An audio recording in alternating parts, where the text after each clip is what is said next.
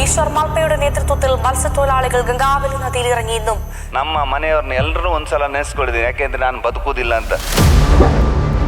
ಯಾಕೆಂದರೆ ಒಂದು CSP ಅವರು, ನೇವಿ ಅವರು, STRF ಅವರು, NDRF ಅವರು ಮತ್ತು ಫೈರ್ ಬ್ರಿಗೇಡ್ ಎಲ್ಲರ ಹತ್ರ ಯಾರಿಗೆ ನೀರಿಗೆ ಇಳಲಿಕ್ಕೆ ಆಗೋದಿಲ್ಲ.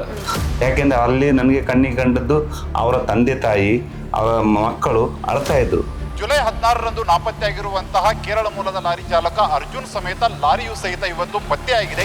ನನ್ನ ಜೀವಕ್ಕೆ ಏನಾದರೂ ತೊಂದರೆ ಆದರೆ ಅದಕ್ಕೆ ನಾನೇ ಹೊಣೆ ಅಂತೇಳಿ ಲೆಟ್ರಲ್ಲಿ ಬರೆದು